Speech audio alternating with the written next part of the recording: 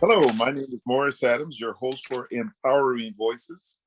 Empowering Voices is a special program where we bring what's happening in your community into your living room. Today, we have a special guest. I'm excited. We have a special guest, and I want to say it like this. Have you ever met someone, when you talk to them, time seems to disappear? When they talk to you, you'll find out you're being educated without effort. Today, we have just such a person, Linda Hart. Now, before she speaks, and I'm going to bring her in, I want to say this. If I were to tell you all of her accomplishments, we would be here for a while. So I'm going to give her the delight to do this for us. Tell us a little bit about yourself, and that way I won't bore the audience and I won't string it out, and you can inform us. Linda, how are you doing? Welcome. First, I want to say thank you for inviting me to the show.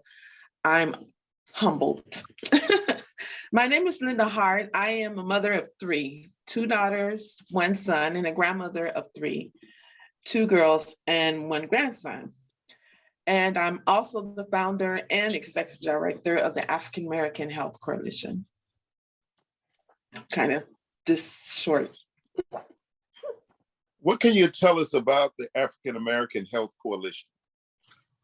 Well, it was established in 2009, and actually consumer family members, faith-based provider organizations, service providers, and just clinicians and professionals came together because we felt we needed to have a coalition to address mental health. The event, the people, what was it that you're saying was your inspiration to create the coalition or to create the program? What inspired you to create the program? Well, what inspired, growing up, mental illness runs in our family. So growing up, I was around it and really didn't really understand it. But I seen the difficulties for family members trying to access services for those who were affected with the illness, along with my aunt, my sister, and not too long ago, my son. So I wanted to make a difference. Now that's fantastic. So if I'm hearing it correctly, what you're telling me is you recognize that there's mental illness is real. It's not just a word on television, but then Correct. You went further and you created a program to address it. Right. And actually, what propelled it, I had it in my spirit to do it, but what propelled it was my cousin committing suicide. So at that point, I decided something desperately needed to happen where we were to advocate and make sure that the Mental Health Service Act, which was created for communities unserved and underserved, we were at the table. Now, open that up for us, because you said a few things and it went kind of quick. You said underserved. What? Give it back to us again. Underserved and unserved. In other words, yes. We weren't appropriately being served, and also we were not being served. So we were not only under, but we weren't being served at all. And culturally relevant, that came into play a little later, but it just was no real outreach in the Black community regarding to help reduce the stigma of mental illness. And so we wanted to make sure that our voices were heard at the table to establish and create programs to do such a thing. Wow. Well, now I got to ask you a question. Mm-hmm. How did you keep your focus, and how did you not lose your thought to drive it into a program? What? Well, again, having a mental illness and being surrounded mental illness in the family, and that was very easy. I mean, because I seen growing up the difficulties it was for family members to handle those who had mental illness not being able to access services, and not even knowing what to do, what were the next steps to take place. Not only that, even on our streets, you can drive, I'm sure you've experienced, and all of us have, individuals who are on the street who have mental illness who are not appropriately being served. Now, is this, I was just getting ready to ask you, is this still going on today in the homes where a person may be laden with a mental illness, and the people who are connected to that person do not know how to address it? Is that still going on today? Yes, it is. Because you have to remember, in our community, mental illness is a stigma. And so for many individuals, they just never received the kind of resources and information that they needed to have. And that's where we come in, because we do go out in the community and we provide those types of services to educate the community. Okay, we got to enlarge the word stigma. When you say mental illness is a stigma, are you saying that mental illness is something that we don't talk about, we don't address? Is that what you're saying? Yes, it's a situation. Well, it's an issue that we don't feel comfortable in talking about, because no one, that saying that what happens in the home, stay in the home. Yes. Kind of, quote that you hear from time to time. And not only that, I think the fear played a factor more so than anything else. The fear of not knowing, okay, so I'm faced with this situation. Now, what are the next steps? What is it that I should do? And so for many, it was, I believe, the fear and not knowing what were the next steps to take. And then you didn't want anyone to know that mental illness was in your family, because it's a stigma like, weakness, all of the stigma things that people associate with themselves to make them feel worse than what they're feeling. And not knowing that the individual themselves needed help, they didn't know how to access the help. So in these cases, the person who has the mental illness, they just suffer in silence. Exactly. Wow. Exactly. Wow. That's exactly. And today, many are suffering in silence. Even the ones who you see on the street are suffering in silence, because there's no one, addressing the issue. There are attempts now to do just that.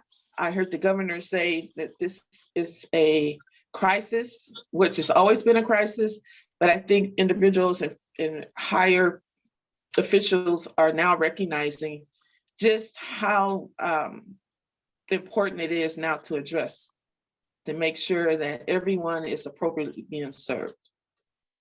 So there's two thoughts that I have. One is that it first rears its head in the home, but most children go to school, so the activity is at the school.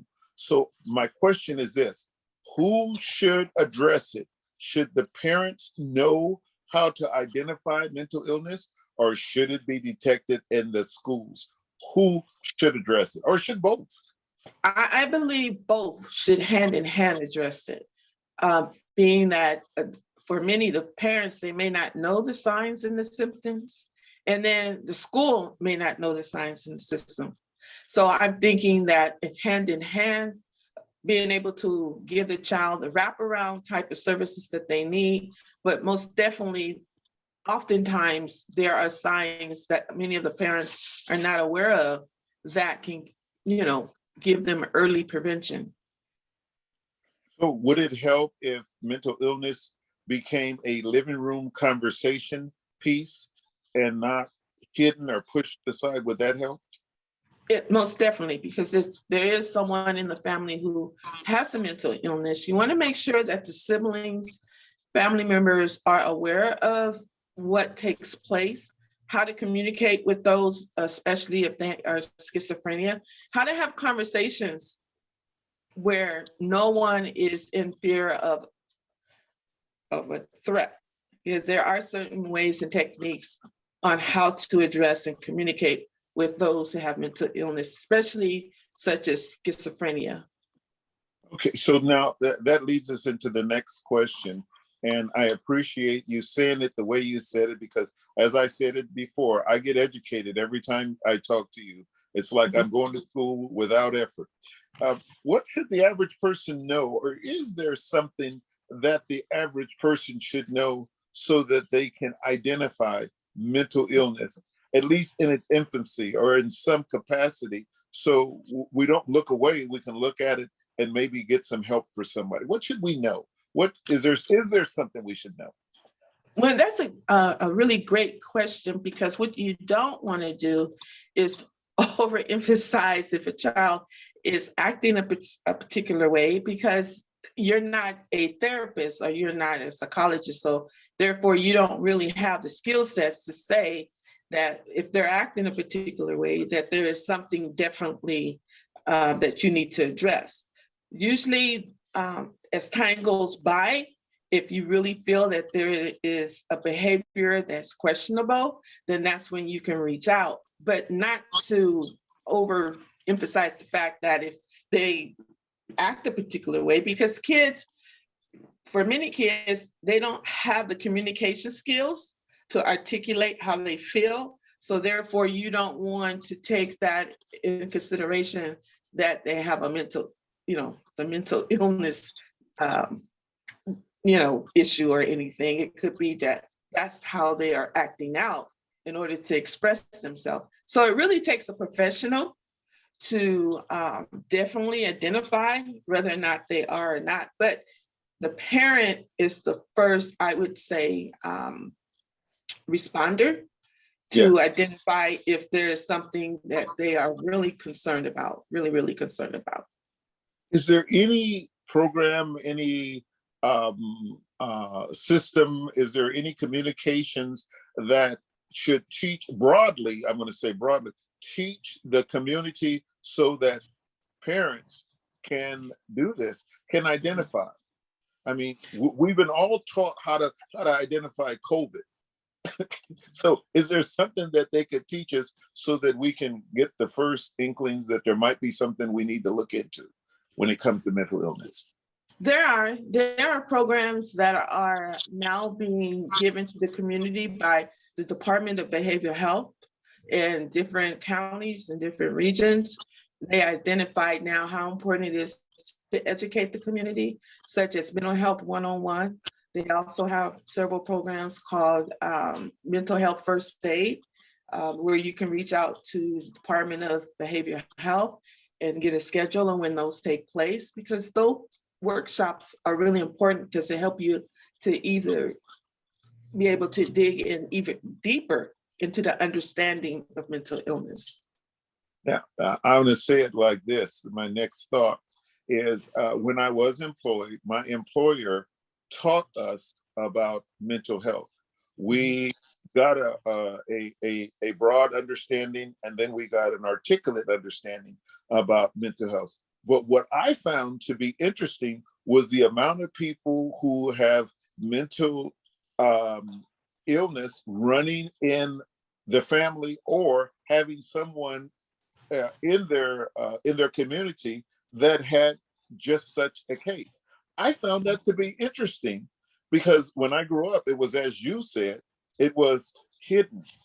And now in my education at work, I found out that it was broad and that it wasn't being addressed, so that we had to. So I'm going to start my next question by saying this. I understand that mental health and mental illness are two different things.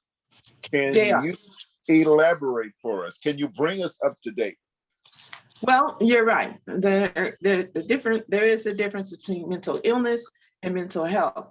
Mental illness are health conditions involving changes in emotions, thinking, and or behavior, or a combination of these. Mental illness are associated with duress and or problems functioning in social work or family activities. And mental illness is common. Now, mental health includes our emotional, psychological, and social well-being. It affects how we think, feel, and act. It also helps determine how we handle stress related to others, making healthy choices, health is important at every stage of a childhood's life and adolescent and throughout adulthood. So those are the difference. Mm-hmm. Wow. Okay. Now, again, I said you are a great educator. You just do it so effortlessly.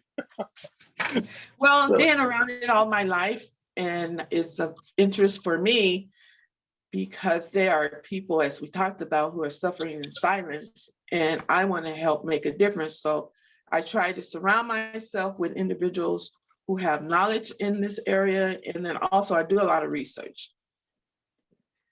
is there a growing community of mental illness, or are we just becoming greater aware of it? Is the community growing? Is there more people becoming diagnosed, or has it been happening all the time and we're just getting the news? Which both? Yes. Yes. When you say growing, I think it's being identified, when before it was always there, but it's being identified. So of course you're noticing it more. So therefore it is increasing because the stigma is being reduced. So more people are opening up about their condition and condition of others and their loved ones. So it's always was there. It's just now more broader because now people are opening up and making it more awareness. Because of the awareness that's being educated in the community, people are feeling more comfortable to talk about it. So therefore you're going to, it's going to appear as though it's increasing, but it was always there. Wow. Now here's the next one. I don't want to throw a curve, but I got to put this in the picture because it's so predominant. The pandemic. How does it affect this community? Greatly. Being again, how to, and it's several over layers, I believe, because you have children, you have those in the middle, your teenagers, then you have your young adults and seniors, right? And so all of those groups and categories, the pandemic affected them differently. For the ones like the teenagers, it would affect them differently because they're social bound, personalities. They build their network around being social, like, dislike, likes, and being around others their age. So when you're dealing with the younger kids, they're not so much in that phase because they're just now developing, trying to learn who they are as, little people. Then you have young adults who are in the middle there trying to, if they're young, especially if they're young parents, then they not only with their own stresses that they're dealing with, trying to keep a roof over their head, trying to get a job, trying to feed the kids. And when the kids were at home, it was difficult because many parents weren't used to having their kids, all their kids at home every day, all day. And so there was a lot of stressors going on. And then you have your seniors as well, being isolated, not being able to be around their grandkids and our family members. That was a different set of factors in stress. And then you have your ones in the middle. They were there. It was both ways as far as their stress and how they were dealing with life itself. So you had all these different categories. And so for each one, it was different with the COVID. No, now the stress actually affects the person with mental illness and the people who have care for them. Is that what you're saying? Right. And it's stress. It has no boundaries. It doesn't have respective of whether a person is diagnosed with the mental illness. You and I can have stress. It all depends on how we navigate our activities and how we are able to manage our emotions. Let me pose it this way. Mental illness, and this is just a simple question. Is the mental illness about learning differently or learning difficulties? Well, for me, and this is my opinion, because mental illness is a chemical imbalance, that for many people, that question would be difficult to answer Because if something is a mental, as far if your mind is at the point where you can't function because it's chemically unbalanced, then that is something that would be totally different, because then the learning experience doesn't exist because your mind can't process what it is that you're trying to teach them to learn. Okay, so now, and I said that so that I can ask this question here. When a person has a mental illness, are they trapped? Is there do they have the ability to progress and to advance? You know, Of course, there are oh, people with mental illness that function very well, have families. Again, it depends on the diagnosis of their illness, and then the treatment that they're being given, and the counseling and the wraparound services that are available for them. And again, it's, how it's managed, how their diagnosis managed. And when I say that, do they have all the services that are available for them? Like if it's housing, they have case management, so they would help them with housing. If it's medication regimen, which many of them oftentimes stop taking their medication because they feel as though they no longer need to take it because now they're feeling great, right? And so therefore, not knowing that to continue to feel that way, many of them stop taking it, or they stop taking it because they don't like the way it makes them feel. So there are other contributing factors that would either enhance their success or either not enhance. So that's where it becomes a delicate balancing network that needs to take place, which often a lot of people fall through the cracks on that part. wow. Okay, now, so you've just described the activity that an organization does to help someone. Tell us about your organization. What does your organization do? Are you a bridge? Are you a support service? Are you a educate? What do you do?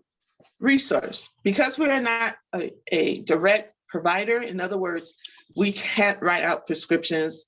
We can't diagnose anyone. That's not what we do. We are indirect. We provide individuals with resources, referrals, and information regarding their illness. We created 10 different topics relating to African Americans. Ours are specifically targeted for African Americans, developed by African Americans for African Americans, that talks about schizophrenia, that talks about bipolar, which talks about grief and loss. I mean, I can go on. It's 10 different topics that we developed. Well, could you just list them for us? What are some of you said bipolar, you said suicide prevention? Yeah. Okay. Yes. Anxiety disorders, bipolar disorders, mental health one-on-one. We also have suicide prevention. We also have trauma, and then historical trauma and grief, bipolar, anxiety, depression. So we, those are just the top of my head, but we have others that we are developing.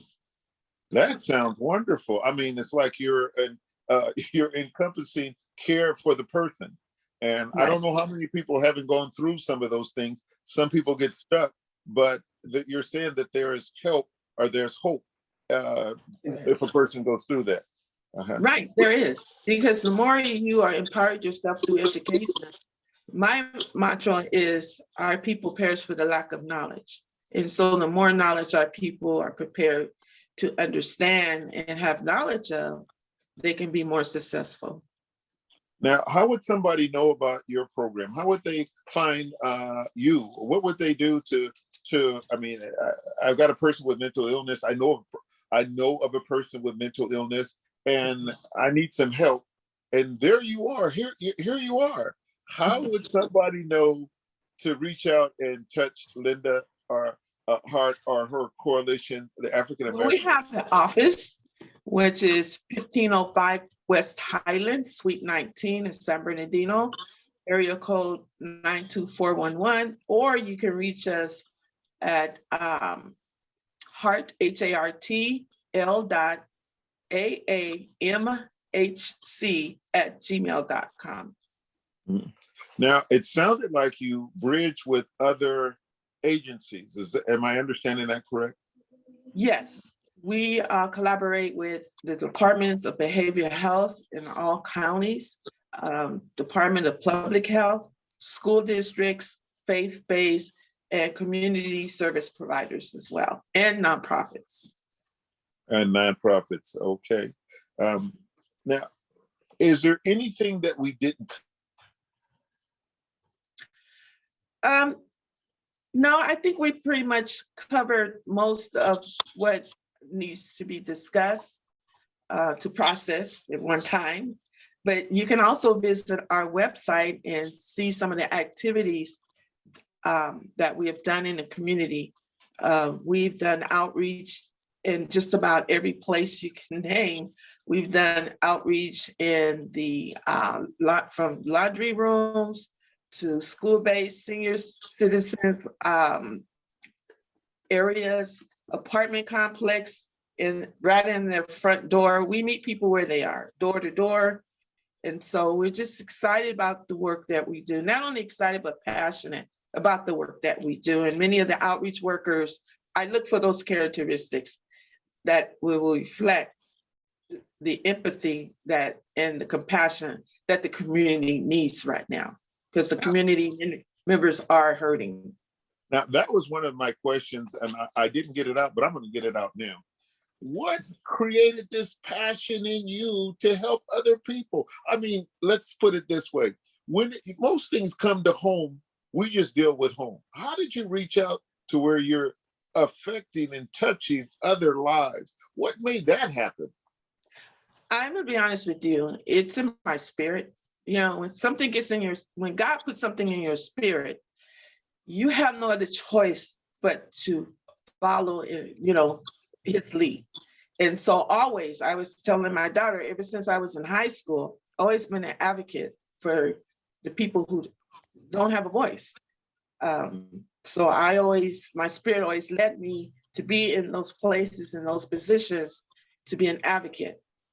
Okay. And the program, does it have an advocacy program in there? Is there an advocacy detail connected with your program? Part of the training, because there is a 40-hour training that our outreach workers must attend in order to be a certified outreach worker. And I incorporate that piece in the community piece that we provide in our training. Mm-hmm. Okay. Now, I have that. My last question would be, what would you like for our audience to know about mental illness? Something that maybe we didn't discuss, or I didn't ask the question that addressed it, but you in your heart want the community to know about mental illness. Well, this is an opportunity. I just want you to speak to our audience, because if they're like me, they're going, wow, wow, wow, wow, this is amazing.